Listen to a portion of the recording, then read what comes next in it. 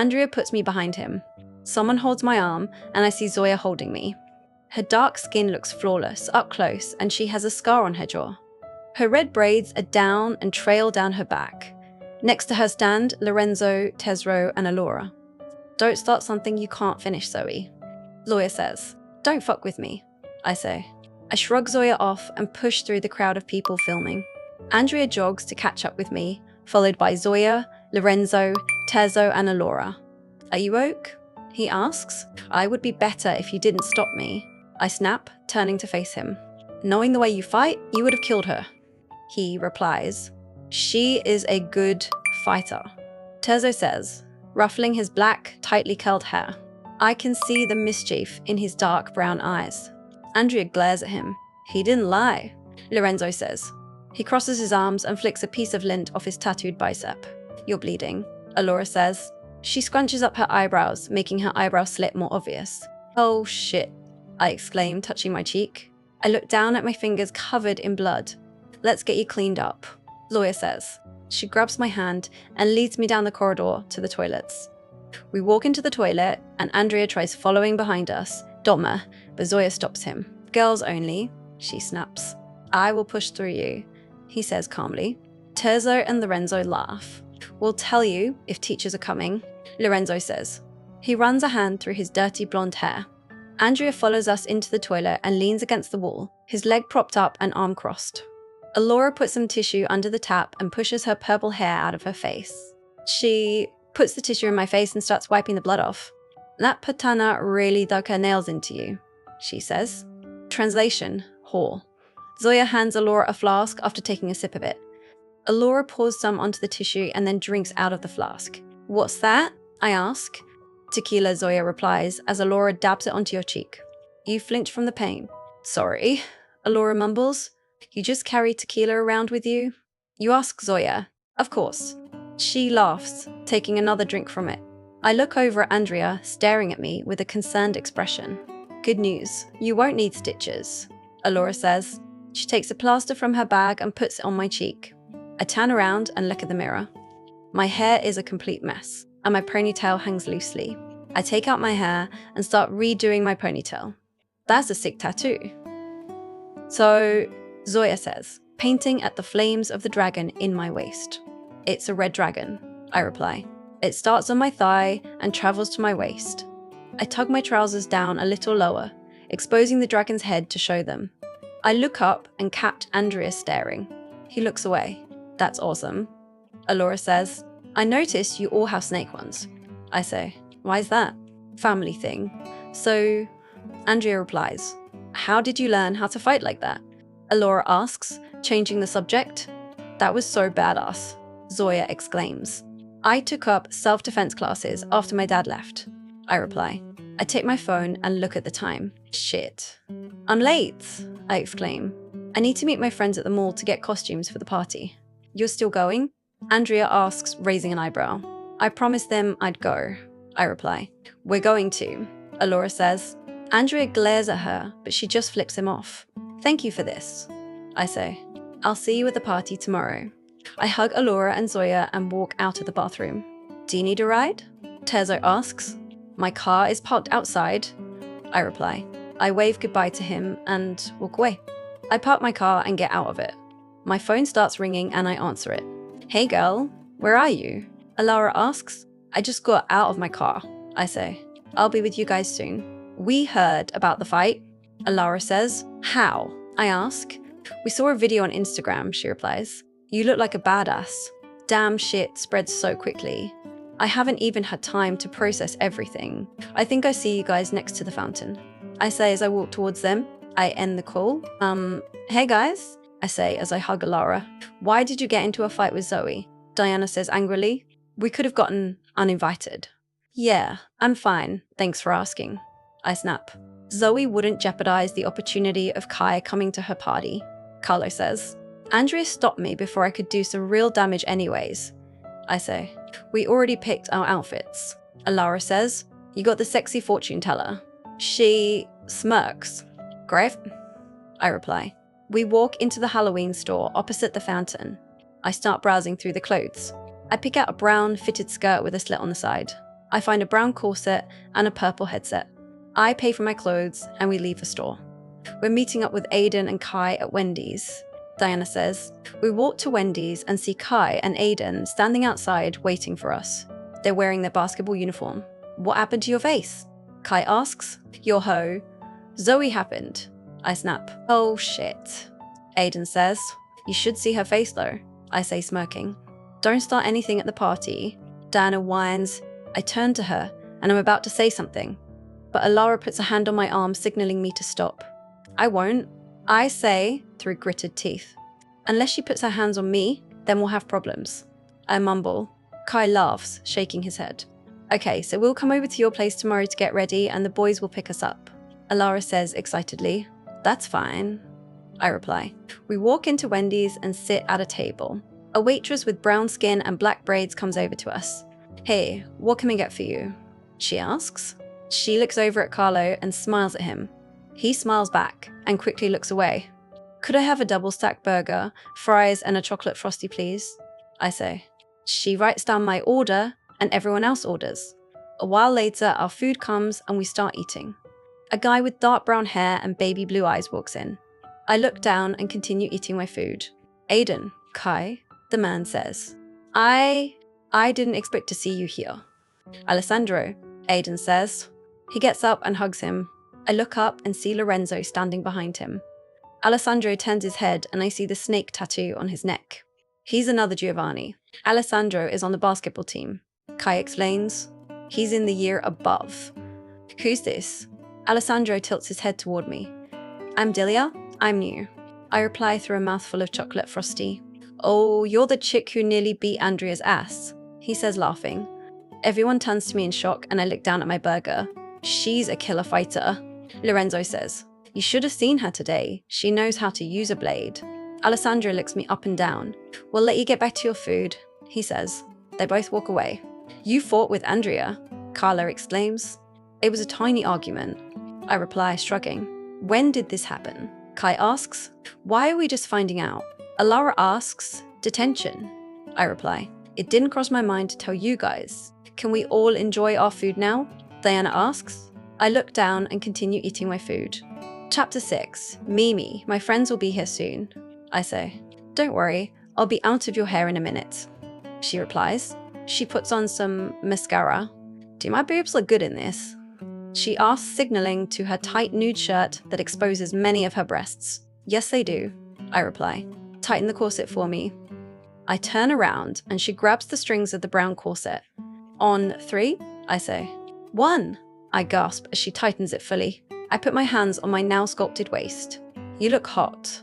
She smirks. Thank you, I reply, adjusting the flared sleeves of my white shirt. Okay, I'm off to see Alex, she says. Alex is her boyfriend. They're a very on and off couple. See you, I say, hugging her.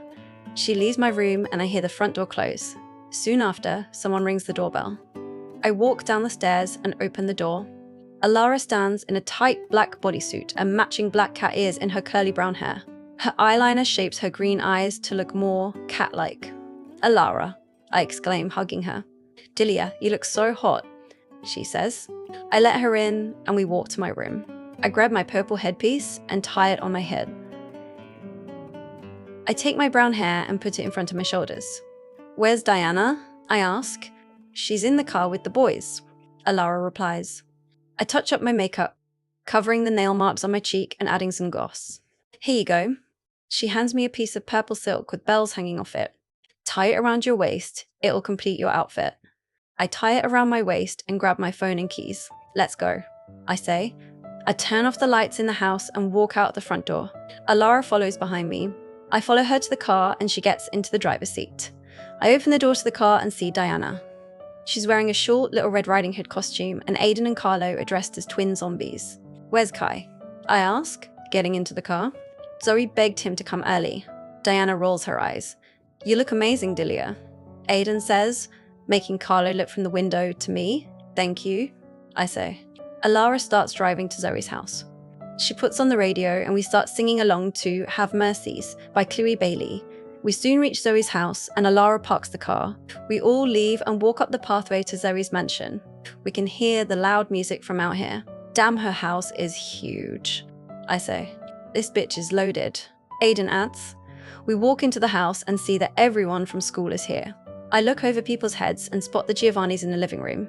I see Alora in a Mad Hatter costume and wave at her. She waves back. I look at Zoya dressed as the Queen of Hearts, but with a really short dress. She smiles at me and I smile back. My eyes catch on Andria, who's wearing a black suit and black glasses. Lorenzo is next to him, dressed the same way. They must be men in black. Andria takes off his glasses and I quickly look away from him. This is sick. So, it's 6. Carlo shouts over the music. Smile! Alora yells as we take a couple of selfies. Oh, guys, we're splitting up. Diana yells. She walks off over to a group of guys. Aiden leaves and joins some more basketball players. Carlos disappears with Alora. I start pushing through people and reach the snack-filled table in the living room. I take a cup and fill it up with punch. I take a sip and dance through people. I spot Zoe and Becky. Zoe's face looks bruised and she's failed to cover it up with makeup.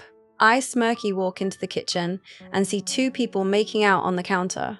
The guy's hand is halfway up her shirt and her hand is in his trousers. Okay, this room is occupied. I mumble. I walk to the back of the house and through a door to the back garden. The music is quieter out here. People are smoking what seems like weed in the corner. There's a huge pool in the middle. I take a sip of my drink and wrap my arms around me, trying to warm myself up. The October breeze flows through my hair. I look up at the sky and feel a hand wrap around my arm. Why are you here alone? A voice says. I turn my head and the smell of alcohol hits me. A guy with red eyes is grinning at me. He's obviously drunk and maybe high. Get off me. I snarl. His eyes go to the slit in my skirt. Come upstairs with me. He slurs. She told you to get off her. Another voice says. It sounds familiar. I see Raphael standing there with his arms crossed and glaring at the man. He's dressed in an army uniform with a bandana tied around his bicep. The man releases me and walks off muttering something. Raphael, what are you doing here? I ask. I haven't seen him since he bumped into me at Starbucks. My sister is the one hosting this party, he says. My jaw drops. You're Zoe's older brother? I exclaim. Yep, that's me. He smiles sheepishly. More people make their way into the garden. You look amazing tonight. He laughs. So do you, I reply. The music gets louder. Want to dance? He shouts over the music. Sure, I yell. He grabs my hand that's empty and we start dancing. He spins me so my back faces him and takes the cup out of my hand. I start feeling the music and moving my hips. My back touches his front and he trails his hands down my arms. He puts his hands on my hips and I start dancing on him. I put my hands on his neck, holding him for support. People start cheering us on and Raphael puts his face in my neck, breathing me in. Yes, girl, someone yells. I look over and see Alora cheering me on. I look to my right and see Alara and Diana staring in shock. They start clapping and cheering me on. The music stops and I turn to face him. You're a good dancer, Raphael says. So are you, I reply. Maybe we should hang out sometime if you want, he says. Sure, why not, I say. I hand him my phone and he puts his number in. I feel 2 hands on my waist and my back hits someone's front. The person leans forward and I feel their warm breath on my neck. They move my hair from my neck. I think it's time you made your exit, the voice says. It sounds like Andria. Before I have time to process anything, I'm pushed into the pool. Chapter 7. I'm pushed into the pool. The icy cold water engulfs me and feels like it's trying to enter my body. I open my mouth and the water gets in, choking me. In an instant, I'm transported back to that night at the private school. Look, she can't even swim. My feet touch the bottom of the pool and I'm transported back to that night. Maybe we should hold her down. The girls laugh as one of them pushes my head down to stay under the water. I struggle to breathe and splash my arms out as I try to swim. Hands wrap around my waist and carry me up to the surface. My head comes out of the water and I inhale air. I'm pulled out of the pool. I'm shaking and coughing. I look up and Zoya wraps a towel around me. Are you fucking crazy? Someone yells. I look up and see Diana yelling at Andria. I bury my head in Raphael's chest and he pulls me closer to him. The smell of cedar takes over me. He cups my face in his hands and wipes my tears. Raphael helps me up. I wrap the towel around my body. I look down at my now soaked white shirt. It's gone see-through so everyone can see my dark red lace bra. I am so sorry, Dilia, Andria says.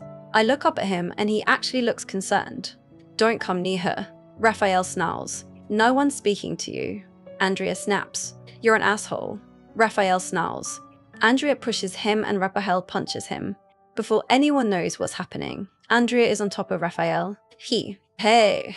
Alessandra yells, pushing them apart. Lorenzo grabs Raphael and Terzo grabs Andria. Calm down. Terzo says, leave Dilia alone. Raphael snaps, you need to mind your fucking business, Stronzo. Andria snarls. Translation, bitch Raphael, leave it. I say, glaring at Andria, I'm going home. Let me give you a ride. Andria says, debes verme como un idiota si crees que dejaré te acerques a mí. I snap in Spanish. Translation, you must see me as an idiot if you think I'll let you get close to me. Confía en mí, él no te ve como una idiota. Zoya replies. So it replies. Translation, trust me, he doesn't see you as an idiot. Can I have my phone back? I say to Raphael. He takes my phone out of his pocket and hands it to me. I'll see you at school, I say. I scroll through my phone and press Mimi's number. After a couple of rings, she finally answers. I wrap the towel around me tighter and walk out of the house. Hey gal. So, she exclaims. How was the party? Fut terrible le audier. I snarl. Translation. It was terrible. I hated it. Uh-oh, you're speaking in Spanish. It was that bad, huh? She says. Just come pick me up, please. I say. Send the address and Alex and I should be there soon. She replies. I end the call and text her the address. I sit down on the pavement waiting for her. Dilia, I'm so sorry, a voice says. I look behind me and see Andria. He sits down next to me. I look down at my phone, ignoring him. So sorry. I'm so sorry, he says again. No need to repeat yourself. I ignored you just fine the first time. I snap. I didn't think you'd freak out like that, he says. I ignore him. Hopefully he'll go away. I have a fear of swimming, I say. I figured that out, he says. I got drowned by the bullies at my private school when I was 12. I continue. I haven't been in water since, except for today. He stays quiet. Alex's black BMW stops in front of me. I get up. I'll see you at school, I say. I open the door and get into the car. Mimi turns to face me. What happened to you, Shika? Mimi asks. It's a long story. I just want to get home, I say. Boyfriend issues? Alex asks, signaling to Andria. No, I snap. Just take me home. Alex starts the car and leaves the party and Andria behind us. I look in the mirror and see that my makeup is a melting mess on my face. I just want this day to be over already. After a while, we finally reach my house. Do you want me to come in with you? Mimi asks. Go have fun with Alex, I say. Just bring me back something to eat. Sure thing, she says. She waves goodbye and Alex drives off. I take out my keys from my pocket and open up the door. I switch on all the lights and lock the door behind me. I take off my shoes and put them by the door. I walk up the stairs and go to my bathroom. I open the tap and fill the bath with warm water. I put my towel in the dirty clothes basket. I walk to my room and sit at my vanity. I open my pack of makeup wipes and start removing my makeup. When I'm done, I walk to my wardrobe and take out a grey cropped hoodie and matching sweatpants. I take out a black bra and matching underwear. I grab a new towel and take off my soaked clothes. I get into the warm water and relax. The water feels amazing against my skin. I dip my head underwater. I resurface and start washing my hair and body. I get up and wrap a towel around me. I open the drain and let the soapy water out. I dry myself off and put on my new clothes. I put my hair in a towel, sit on my bed, open my laptop, and check my emails. My job application to work at an Italian restaurant called Bellissime got accepted. I start tomorrow. I put an alarm for 8,000 AM on my phone. I have to be there at 9. I relax on my bed and fall asleep. Chapter 8. The loud ringing of my alarm fills the room. I get up, push my hair out of my face, and turn off the alarm. I stick my hand out and try to find my phone. I check my phone and see a bunch of missed calls from Alara. I stretch and get up. I start getting ready for the day. After I'm dressed up, I go downstairs. Mimi is still asleep, so I'm careful not to wake her. I grab my car keys and phone and put them in my purse. I put the address into my GPS and get into my car. I start the engine and drive off. I quietly open the door and leave. It's not long before I reach the restaurant. I park in the parking lot and walk in. A girl with a black hijab and brown eyes stands at the counter. She's wearing a plain white blouse and tight black trousers. "Hey, I'm here for my first shift," I say. "You must be Dilia," she says.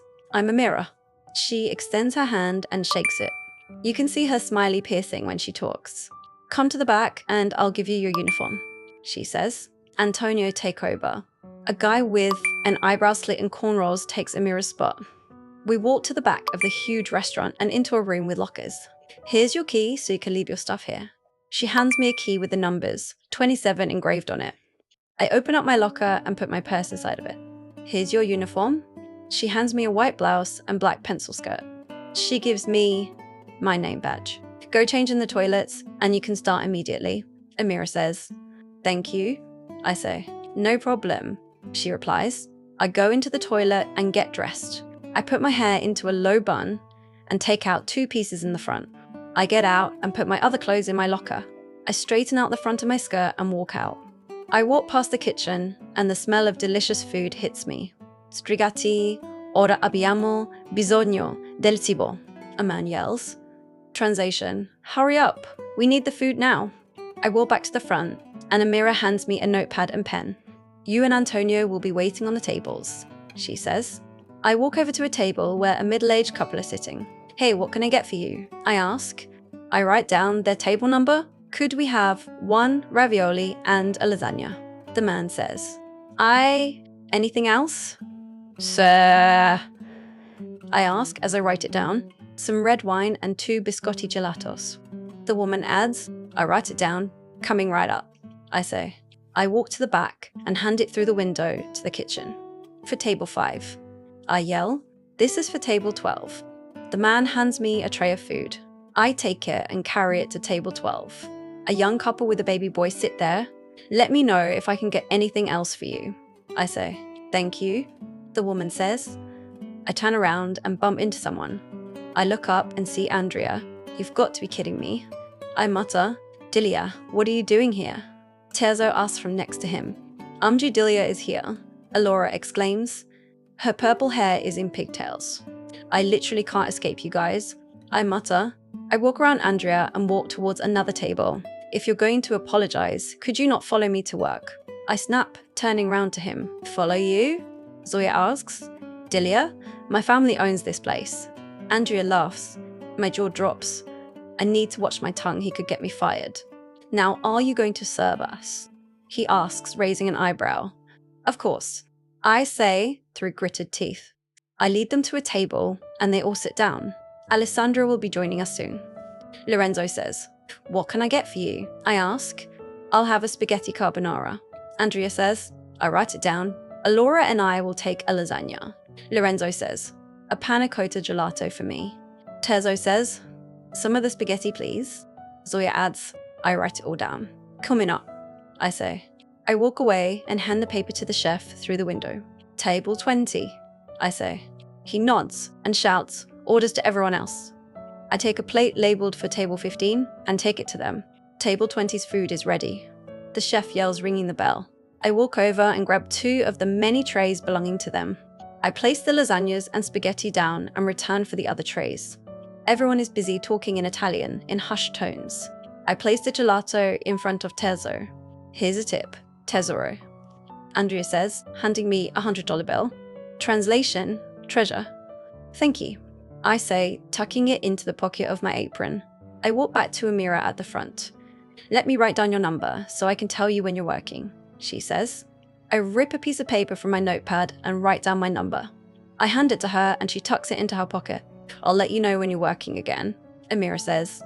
"Okay, I'll see you later," I say. I grab my things from my locker and walk out to my car. I put my stuff in the passenger seat and drive home. "Where did you go?" Mimi asks when I walk through the door. "Started my new job," I reply, taking my shoes off.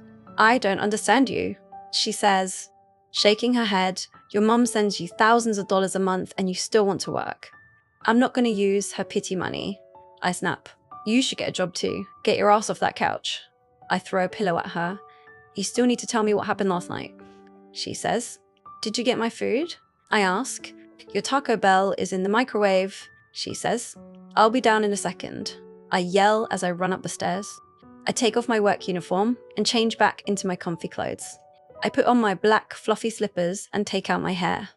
I run down the stairs and into the kitchen.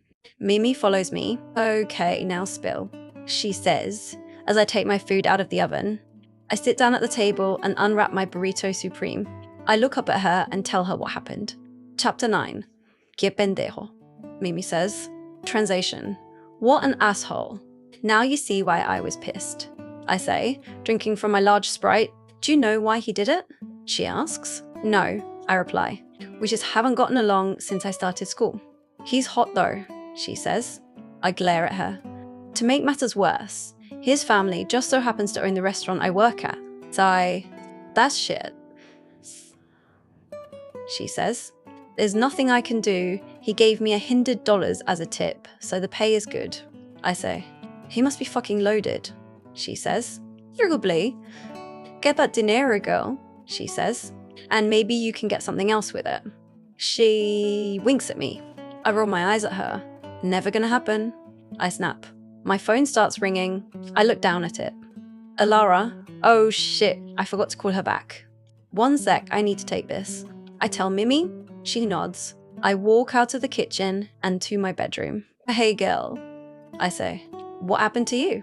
She exclaims. We've all been texting and calling you. I've been busy working, I explain.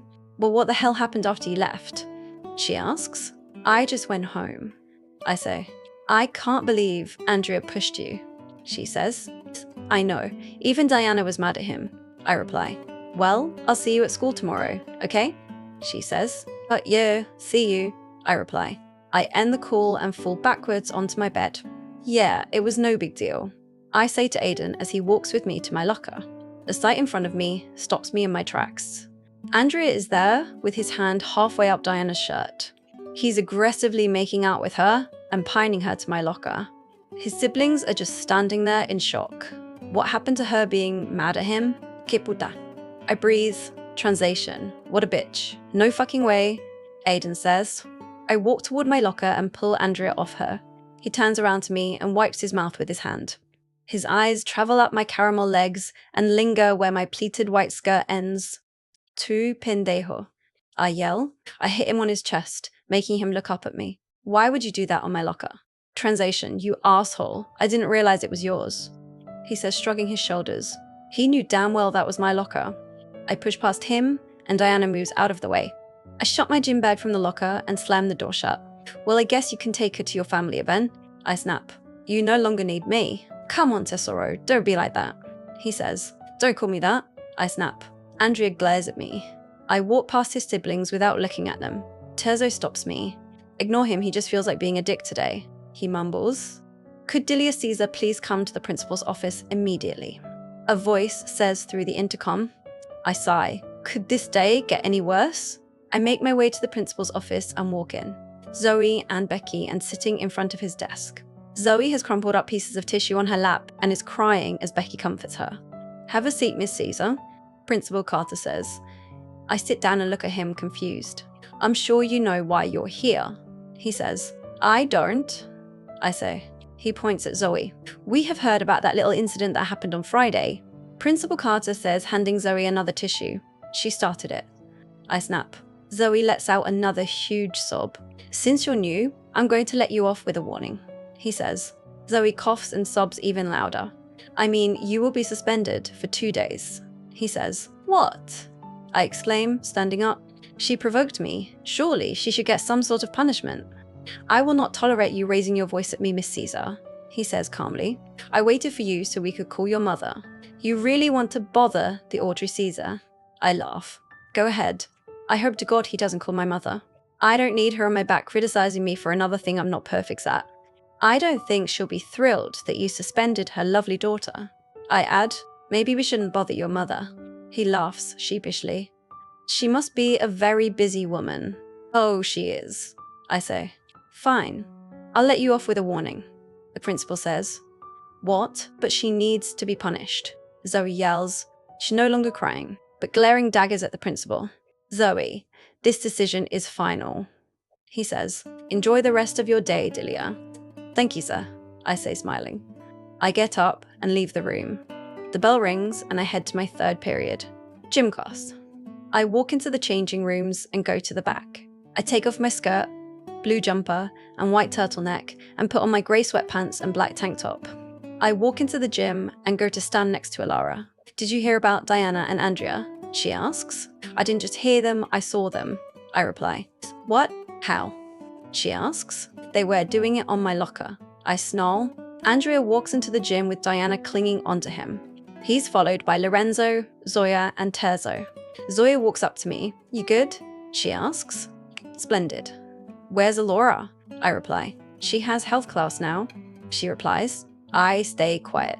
He knew it was your locker, she says. I tried to stop him. It's fine, I reply. No hard feelings with the rest of us? She asks. You guys are still in my good books. I laugh. She hugs me and walks over back to Lorenzo. Since when were you friends with the Giovannis? Alara asks. Since the fight with Zoe, I say. Okay, everyone in a straight line. Coach Brown yells, blowing her whistle. We all move into a straight line. How long do you think that's going to last? I say, signaling to Diana, who's clinging onto Andria like he will run away. A day, maybe 2. Alara says, I'm betting they'll be done by the end of today. Carla says from next to me, when did you get here? I ask. I was always here, he replies. Okay, we are going to be doing boxing. Coach yells, Dilia and Andria, she says. You two are partners. We walk over to a mat and stand there silently. Lorenzo, Diana, she yells. Zoya, Alara, you two over there. She points to another mat. Terzo, Carlos, there, she says. She puts all the other people into pairs. Grab 2 pairs of boxing gloves and get started, she yells. Get me a pair. Andria says. I ignore him and grab myself a pair. I walk back to him and put the gloves on my hand. He mutters something before getting himself a pair. Chapter 10. Remember guys, this isn't a competition. Coach yells, I don't want you releasing your anger on your partner. She blows her whistle. Go! I get into my fighting stance and lunge at Andria. He dodges me effortlessly. He goes to punch me, and I block him. I see an opening and punch him in the gut. He doubles over in pain. Get up. I snarl. He tries to hit my gut and I block it, leaving my face unprotected.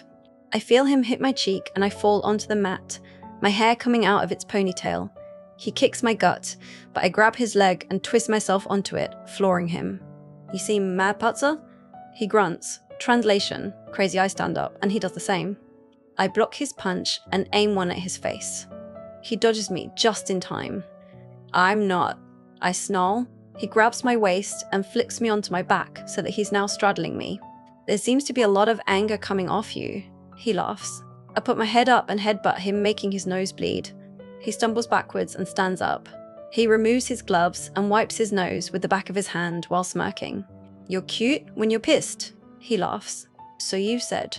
I snarl. He sticks out his hand, trying to help me, but I hit it away and stand up by myself. Dilia, I said, don't severely injure your opponent. Coach Brown says, it was an accident. Andria says before I could reply, go clean up. She says, shaking her head. I stuff my gym clothes back into my bag and look at my phone. I see that I have a new message from an unknown number. Hey, it's Raphael. I enjoyed the party. Do you want to meet up anytime soon? Sure, when are you free? His message comes through instantly. Tonight? I'll pick you up at 7:30. Sure, see you tonight. I send in my address. I smile down at my phone. Oh, you're blushing. Alara exclaims. No, I'm not, I say. I quickly turn off my phone. Who are you texting? She asks. A friend. A friend. I say, walking out of the changing room. Huh, you're right. She rolls her eyes, following me. Who were you actually texting? She asks. Do you remember the guy I was dancing with at the party? I ask. Of course, you were so happy you looked glowing. She laughs. He's called Raphael and invited me out. I explain. Are you going? She asks. Of course, the problem is he's Zoe's older brother. I sigh. So? Alara says as we walk around a corner into another corridor. She doesn't need to know. She smirks. You're right, I say. Go enjoy your night. She nudges me. Tell me all the details. I laugh. We walk into the canteen and sit down at our usual place.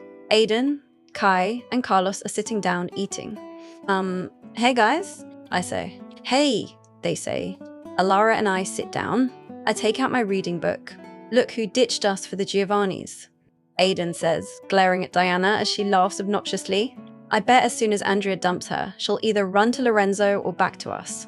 Kai says dryly. She'll say, guys, I'm so sorry, you would have done the same thing. Carlos adds, mimicking her. Hey Dilia, a voice says from behind me. I see Zoya, Lorenzo, Alora, and Terzo looming over me. Hey guys, I say confused. Can we sit here? Alora asks. I look at everyone. They nod. Yeah, sure, I say. Lorenzo grabs a chair from another table and they all sit down. Zoya, Alora, Lorenzo, Terzo. I say. This is Alara, Aiden, Kai, and Carlos. Hey, Lorenzo says, sticking his hand out to Carlos. Carlos shakes it. I've seen you play on the football team, Lorenzo says. You're an awesome player. Thanks. Carlos replies. We have a game in a couple of months. I'll be there, Lorenzo says. Aiden and Kai stare in shock. I think they've forgotten that Lorenzo is also a human capable of being nice. I look at Alora and she's busy admiring Alara's curly brown hair. How come you guys are sitting here? I ask. We've gotten sick of that girl's pathetic flirting skills and need for attention, Zoya says, flicking her red braids over her shoulder. Aiden is watching her every move with lust in his eyes. She obviously notices it too. How do you guys deal with her? Terzo asks. I don't, I reply, shrugging my shoulders. Terzo puts his arm around my shoulders and turns my face towards him. His dark brown eyes look like pools of chocolate and are filled with mischief. He smirks at me. What are you doing? I ask, raising my eyebrow. Andria is looking, and I thought you may want to make him mad. He shrugs. No thanks, I say, taking his arm off me and placing it on the table. I don't care who he's kissing or fucking, I snap.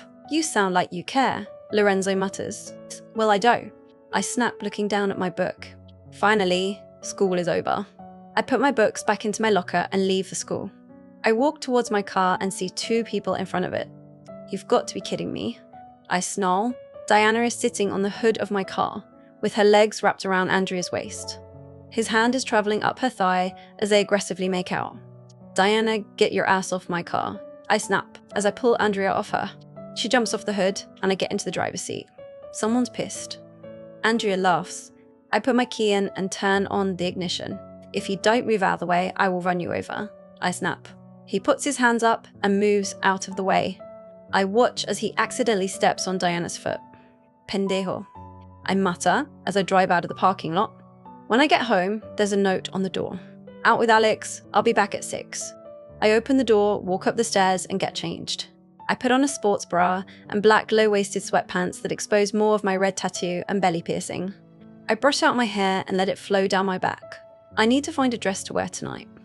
I look through my wardrobe and pick out 3 dresses. I take them to the bathroom and change into them. I try on the first one, a light blue, fitted, short dress that perfectly frames my breasts. I walk to the mirror in my room and look at myself. I don't like it.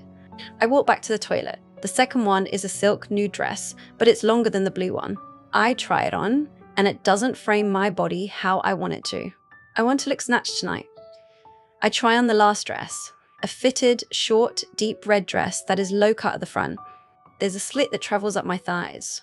The red silk clings to my hips tightly. I prefer this one, a deep voice says. Chapter 11. I prefer this one, a deep voice says. I see a figure standing behind me in the mirror. I turn around and see Andria leaning against the doorframe with his arms crossed. What are you doing here? I yell. I grab one of my black stilettos and throw it at him. He catches it effortlessly. Calm down, Patsa, I just want to talk. He shrugs. You could have waited until school tomorrow. I snap. It's important, he says. You're coming with me to the family gathering. He inspects the bottom of my shoe. You have Diana. You don't need me. I reply, crossing my arms. I want you to come with me, he says. Eres un pendejo. I laugh. He clenches his jaw. Translation. You are an asshole. How will you make out with a girl? Act like you want to fuck her, and then move on and ask another girl to be your date. I ask. Diana's been desperate for my attention since junior year, he explains. I didn't have to do much to get her to kiss me. How come I've caught your attention if so many girls have to work for it? I ask. As I've said before, Piccola, he pauses. You're interesting. Translation, babe, I frown. I'll take that as a compliment, I say. Where are you going, looking like that? He tilts his head. His eyes trail up my legs and linger on my cleavage. I have a date? I say. With who? He asks. Last time I checked, that was none of your business. I snap.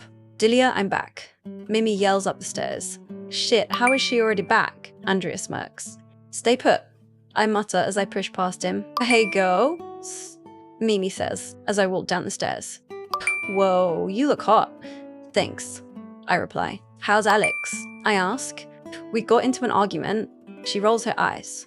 Again, I say, sighing. Yeah, but... She pauses and her eyes travel behind me. Who's this? She asks. I'm Andria, Andria says. He puts his hands on my waist and moves me out of the way. I glare at the back of his head as he walks down the stairs. Oh, Dilia's told me about you, Mimi says. I'm Mimi. Oh, really? Andria asks. What has she said about me? Nothing good. Nothing good. I snap. I walk down the stairs and stand next to Andria. He was just leaving. I say, pushing him towards the door. I open it up. Come on, Batza, he says. I push him through the door. Goodbye, pendejo. I snap. I slam the door in his face. Please don't tell me I interrupted you guys having sex, Mimi says. I'll never be able to forgive myself. You didn't interrupt anything. I say, rolling my eyes. But I have a date tonight that I need to get ready for. With who? She exclaims. Raphael, the guy I met at the party, I say. Hopefully you'll get some action tonight. She winks. I laugh, shaking my head. When is he picking you up? She asks. 7:30, I reply. Go get ready, she exclaims, pushing me up the stairs. I laugh as I run up the stairs. Dilia, your boyfriend's here. Mimi yells up the stairs. I put on my red stilettos and grab my phone and purse. I run down the stairs and adjust my hair in the mirror on the corridor wall. Here, keep these just in case, Mimi says, sliding a pack of condoms into my hand. Mimi, I exclaim. As much as I would love to have mini Dilias running around the house, neither of us are mentally stable enough for that right now, she says. So put these in your purse. I roll my eyes and put them into my purse. Raphael knocks on the door. Go have fun and tell me all the details, she says. I quickly hug her goodbye and open the door. Raphael is standing there in a black suit. His brown hair is tied out of his face, and he's holding a bouquet of roses. You look beautiful, he says, handing me the roses. Thank you, I say. I hand Mimi the roses. Have fun, she exclaims. She closes the door behind us as we walk to his car. I get into his sleek black car. Where are we going? I ask. It's a surprise. He smiles. He starts the car and drives off. After a while, the car slows down. I look out the window and see we're parked outside Bellissime. We're eating here? I ask. Yeah, is there a problem? He asks. Nope, not at all, I reply. I just hope the Giovannis aren't here today. Raphael gets out of the car and opens the door for me. We walk in and wait to be seated. Hello, welcome to Bellissime. How can I help? I look up at the waitress and see Zoya. Table for two, please, Raphael says. Zoya looks from Raphael to me and then back again. Sure, let me see if we have any available. She awkwardly smiles at us. She walks away and I see her talking to another waiter. Follow me, please, she says. We follow Zoya into the restaurant. It's very busy tonight. She leads us to a table in the middle of the restaurant. Let us know when you need anything, she says. Raphael pulls out my chair and I sit down. He sits down opposite me. I hope to God that Zoya's the only one working tonight. We pick up the menus before us and look at what is to order. I look up from my menu and look past Raphael. Shit, fuck. Why tonight? Andria is serving the table in front of us and his eyes are on me. He writes down their order, his eyes never leaving me. He tightens his grip on his notepad. Ready to order? A voice says. I look to my left and see Terzo with a mischievous grin. Could I have? I squeak. I rub my neck and clear my throat. Are you woke? Terzo asks, tilting his head. I'm fine. I say, through gritted teeth. I'll have the spaghetti with some sparkling water, I say. I'll have some lasagna with red wine, Raphael says. Terzo writes it down and walks off, not before giving me a tiny wink. Chapter 12. I'm sorry you had to leave early that night at the party, Raphael says. It's fine, I was getting bored anyways. I reply. Here's your food, a voice says. I look up and see Andria holding our food. He takes the spaghetti and places it in front of Raphael. She ordered that, he says. Oh, I'm sorry, Andria says. He steadies the plate in his hand, but it tips to the side and the hot spaghetti falls onto Raphael's lap. Shit, he exclaims. So sorry. I'm so sorry, Andria says. Raphael grabs a napkin and starts wiping himself. Where's the bathroom? Raphael asks. Down the corridor to the left. Andria replies. I'll be back, he says. Raphael stands up and walks towards the toilet. Another waiter cleans up the mess on the table and floor. Andria smirks, shaking his head when his eyes land on me. The smirk vanishes from his face. I glare at him, crossing my arms. You did that on purpose. I snarl. Why would I do that, Patsa? He asks. I don't have an answer for that. Translation. Crazy. How come you and your siblings are suddenly working here tonight? I ask. We like to help out from time to time. Andria replies calmly. He lays down the rest of our food. Raphael comes back and sits opposite me. My sincerest apologies. Andria says, enjoy your meal. He walks off. Wasn't that the guy from the party? Raphael asks, the one who pushed you? Yep, I reply. He works here? He asks. Yep, I reply. You knew that? He asks. I nod. Why didn't you tell me? He asks. I was unsure when we were outside, but you look so happy and I didn't want to ruin it. I reply. He sighs and looks down at his food. Let's not let him ruin our evening. Raphael says. I agree. I drink some of my water. How come I haven't seen you in town before? He says. I just moved here a couple months ago. I reply. That makes sense, he says. I look around and see Zoya and Terzo busy serving other tables. I hear a chair scrape on the floor and look to my right. I'm on my break, so I thought I'd join you guys, Andria says. I glare daggers at him, but he just smirks at me. This is a date. Raphael snarls. His grip on his fork tightens. I take a sip of my water. I had fun at your house, Piccolo. Andria says. Translation, bye-bye, start coughing and choking on my water. I grab a napkin and wipe my mouth. Excuse me? Raphael asks. What did Dilia not tell you about our little rendezvous earlier? He says innocently. It was nothing, I snap. She didn't tell me, Raphael replies. Well, I was in her room. She was getting ready for your date in front of me, he explains, leaning forward. When I tell you, she looks much better without the dress. That's enough, I exclaim, standing up. Where are you going, Patsa? Andria asks. I move around my seat and bump into someone. Lasagna goes onto my chest. I look up and see Alessandro standing there. I look down and see lasagna all over my cleavage. This has to be one of the worst dates I've ever been on. I glare up at him and he puts an innocent look on his face. I push past Alessandro and make my way to the toilet. Ese maldito pendejo. I mutter as I start wiping my chest with a wet tissue. Translation, that fucking asshole. How the fuck could he sit there and lie to Raphael's face, in front of me too? Why the fuck would he do this? He just ruined everything. The bathroom door opens and I look into the mirror and see Zoya walk in. I saw what happened, she says sheepishly. I glare at her. I don't want to speak to any of them. We're all in on it, she explains. Except Alora, she didn't want to ruin your date. And you did? I snap.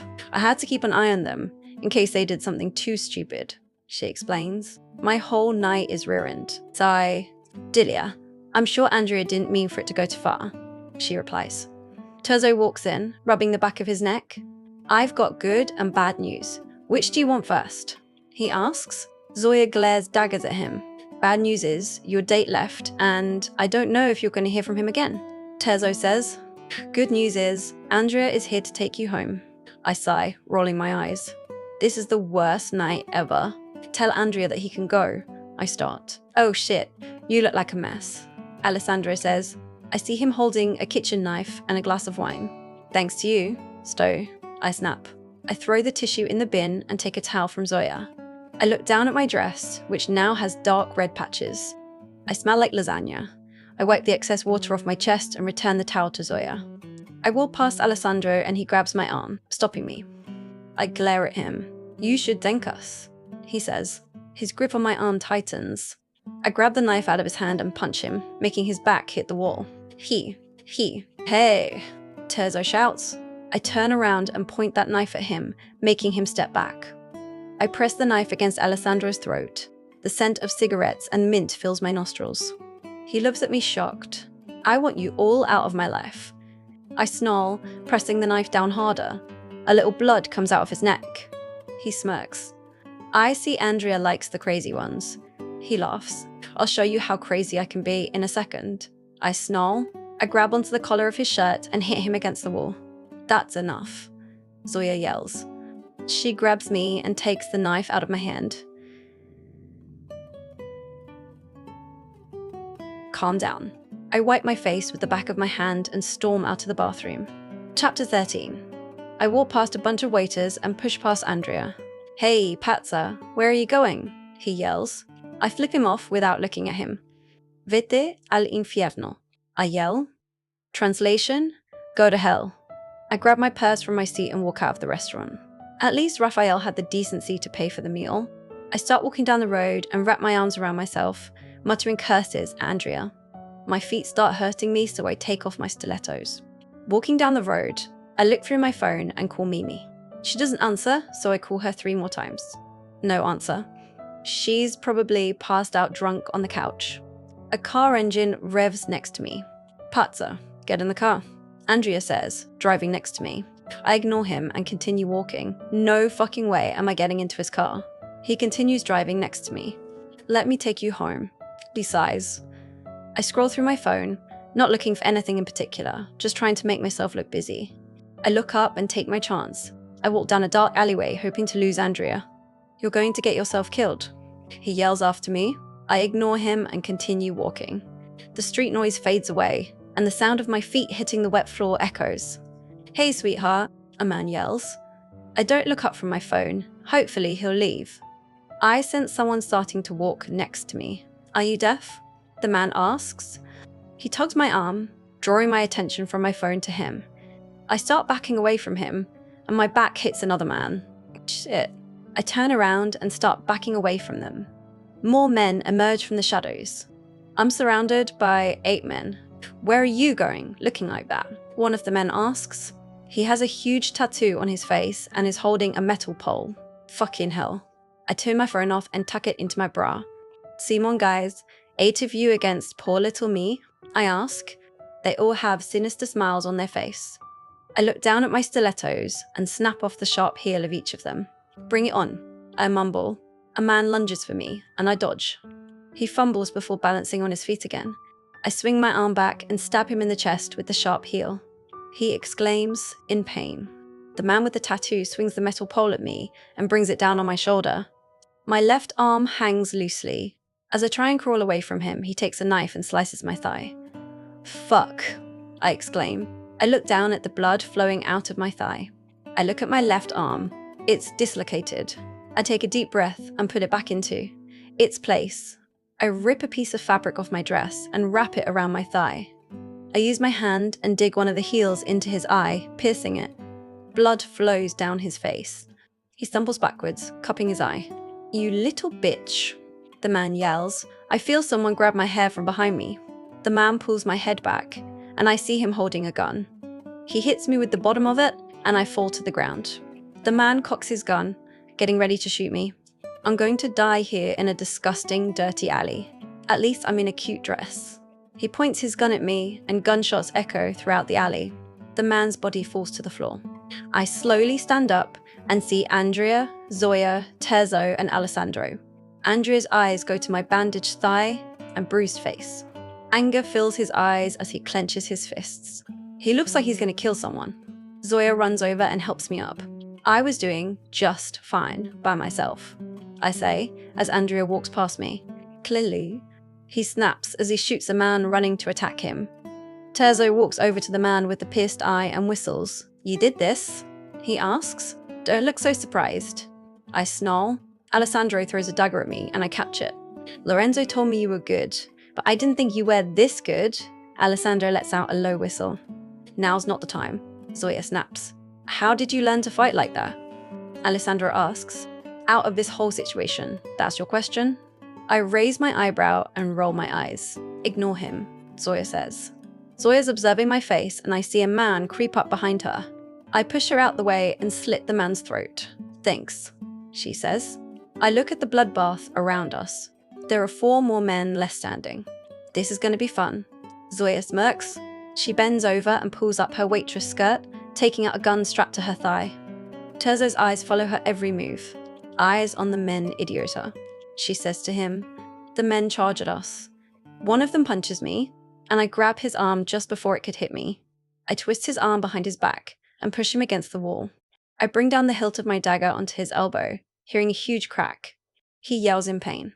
I drag him off the wall, with my dagger to his throat, pressing it down harder. He throws back his head, hitting it against my nose. I let go of him, stumbling backwards. Andria finishes him off and shoots him. We make a good team pickler, he laughs. Translation. Babe, shoot up pendejo. I snarl. Zoya and Terzo are back to back, fighting off 2 men. Zoya lunges and hits the man in the face with the bottom of her gun. She shoots him and the man Terzo was fighting. I walk towards them and pain shoots up my leg. I look down, unloosing too much blood. My vision becomes fuzzy. I shake my head. Black specks start clouding my eyes. Dilia? Zoya asks as I stumble sideways. I collapse and feel strong hands wrap around my waist. Chapter 14. She's waking up, a muffled voice says. I slowly open my heavy eyelids and look around. I'm in a white room on a bed. I try and sit up. Lay back, Andria says, putting a hand on my shoulder. I glare at him and slap his hand off me. I sit up and look around me. I'm in a plain bedroom, probably a guest room. Glad to know she's back to normal. Alessandro laughs. I look over at him, leaning against the wall with his arms crossed. Where am I? I ask as I sit up, rubbing my eyes. Our house, Alora says. Her purple hair is in a messy bun and she looks worried. Do you remember what happened? Terzo asks. Of course, we were fighting some men, I reply. You lost a lot of blood, Zoya adds. I pull off the covers and see a huge scar on my thigh. I trace my finger over it. That's going to stay forever. Alora did a good job patching you up, Lorenzo says. I keep on tracing the scar. We all have scars. Zoya shows me the one on her jaw. I look at Alora, who turns around and shows me the huge scar on her neck. Terzo pulls down the collar of his shirt, and there's a long scar camouflaged in the black snake tattoo.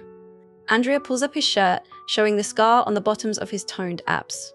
Alessandro pushes up the front of his hair to show the scar on his forehead. They all tell a story. Alora adds. What time is it? I ask, rubbing my forehead. It's 8:35 p.m. Andria replies. How long have I been asleep? I ask. 2 days.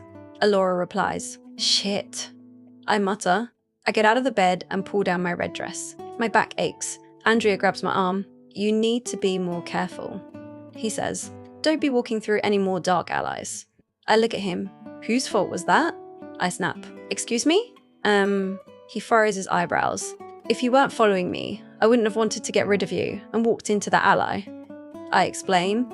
I try and get out of his grip, but he tightens it. If you weren't a stubborn bitch and got into my car, you wouldn't have ended up nearly dead.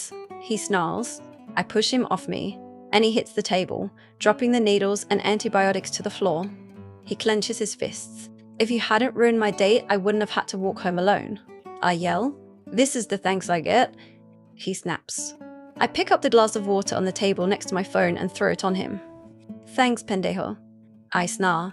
Alora puts a reassuring hand on my arm. I grab my phone and purse off the table beside the bed and face her. I try and turn on my phone. It's dead. Can someone please drive me home? Sigh. My head is killing me. I'll do it, Zoya says.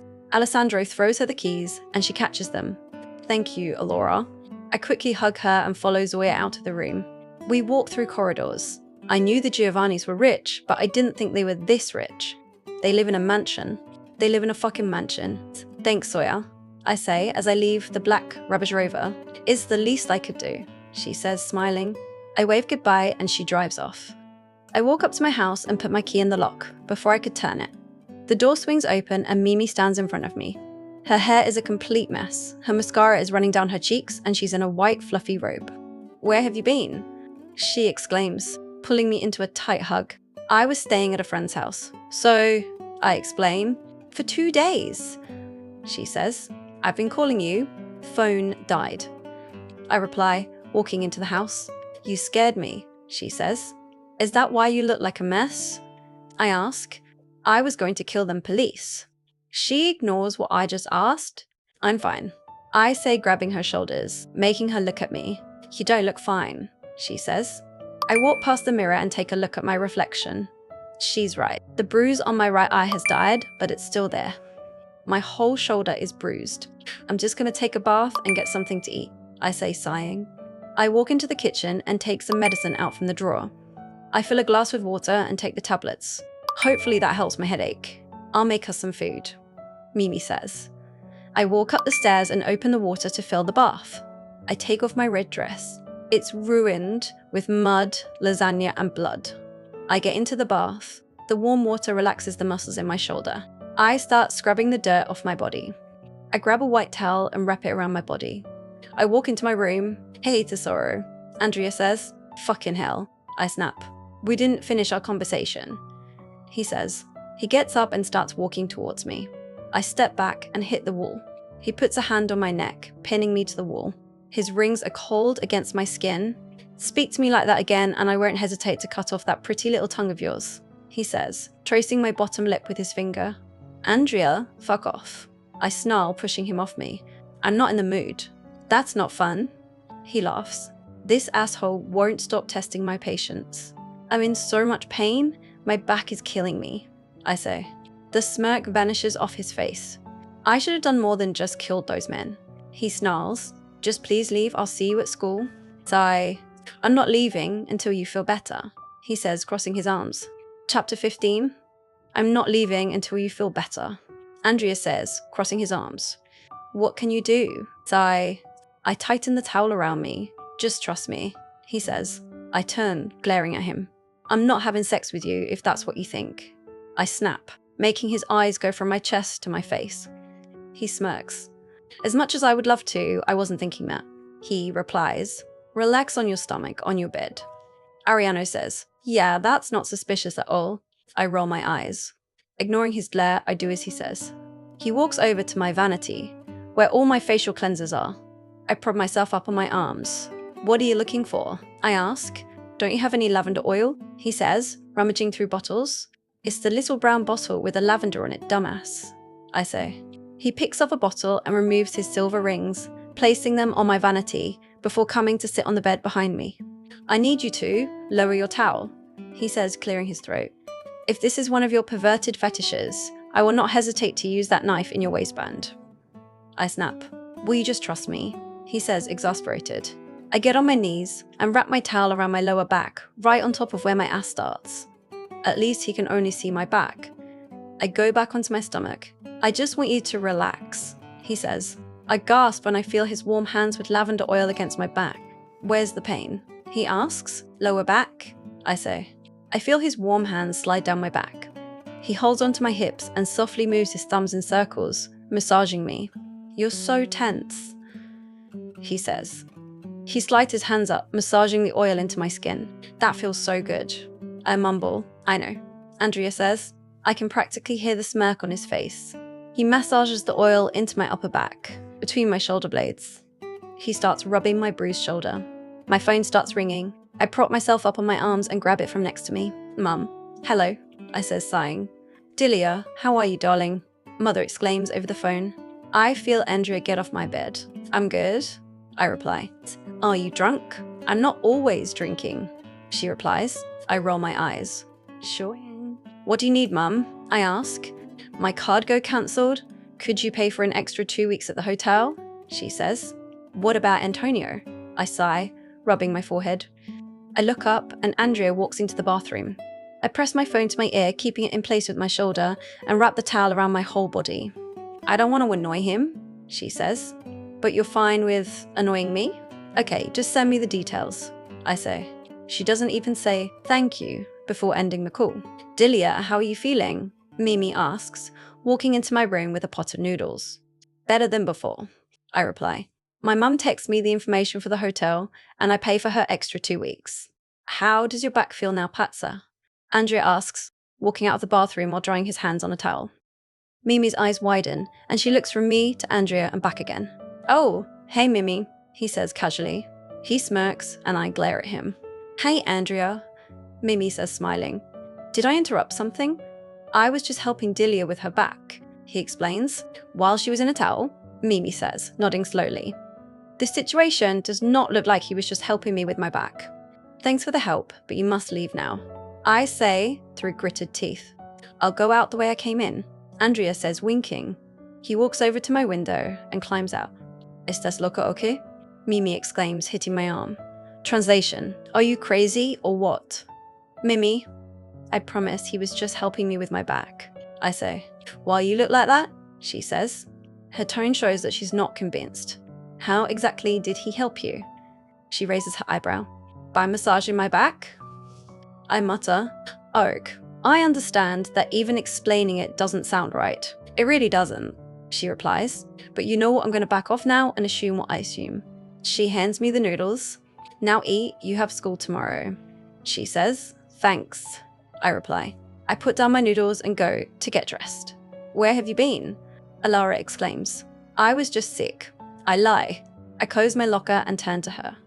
"I was worried. We all were," she explains. "I'm sure Diana wasn't." I roll my eyes. "Actually, the days you weren't in neither were the Giovannis," Kai says, leaning against my locker. "What's that have to do with me?" I ask. "Ask Diana," Carlos says, shrugging. "You would tell me if you were with them, right?" Alara asks. "How am I supposed to tell her that we got ambushed by a gang and suddenly the Giovannis appear with guns to save me?" "Of course," I lie. We start making our way to the field to meet Aiden. We walk past Diana. "You bitch," Diana exclaims. We stop walking and I turn to her. "Excuse me?" I ask. "This bitch better not be talking to me." "You heard me," she says, crossing her arms. "What the fuck did I do?" I ask. "Andria is ghosting me," she snaps. "You guys weren't in on the same days and we all know how he's been eyeing you. We both know where this is going." I start taking of my nude fleece and I hand to Alara. I take off my golden earrings and give them to Carlos. I tighten my Chanel belt around my low-waisted blue jeans. "If he's been ghosting you, that's probably your fault," I snap. "He doesn't need my help to see how annoying you are. Take that back." She snarls. "Make me," I say. She steps forward, probably to intimidate me. "Bitch, we all know who'll win this," I say. "I'll pull out her fucking septum piercing if she tries me even more. Maybe if you weren't fucking my boyfriend, we wouldn't be in this situation," she says. "He wasn't your boyfriend. You were just something he spent time with." I snarl with the utmost disrespect. I step towards her. "There's no way I'm throwing the first punch. I can't afford to be suspended." Chapter 16. There's no way I'm throwing the first punch. I can't afford to be suspended. I heard that Andria is taking you to his family gathering. Diana snarls. "Maybe it's because he finds you annoying?" I reply, smirking. "You need someone to cut out your tongue," she says, poking my chest. "I've been threatened that before." I snarl, looking down at her finger. "This bitch is toying with me." "Fuck this." I push her back, so she hits the door of the classroom. People pull out their phones and start filming. She looks at Kai, Alara, and Carlos in shock, expecting them to back her. They're also fed up with her bullshit. I look back at them, and Kai steps back with his hands up. "Put your dirty hands on me and I'll break them." I snarl. She goes to hit me and I grab her arm. I grab the back of her pitch black hair and pull her head back so she's looking directly at me. "You'd be stupid if you don't walk away now," I snarl. I can see the fear in her eyes. "You're not gonna do shit." "So," she spits. "Really?" I laugh. "Go ask Zoe if I bluff." Diana raises her hand and hits me across the face. That's when I lose my shit. I drag her by her hair and start hitting her. She lands a punch on my jaw and I floor her. "Dilia, stop." "Slowy, Stri," I hear Alara yell. "She's gonna fuck her up," Kai says. I get on top of Diana and put my arm on her neck. "You need to stay away from me. I wouldn't stoop so low as to fuck someone who wants to be seen with you." I snarl. "That's enough." A woman yells. Mrs. Peters, the history teacher, barges through the crowd and pulls me off Diana. I look down at her. Her lip is swollen and bleeding. "Principal's office. Both of you. Now," she says.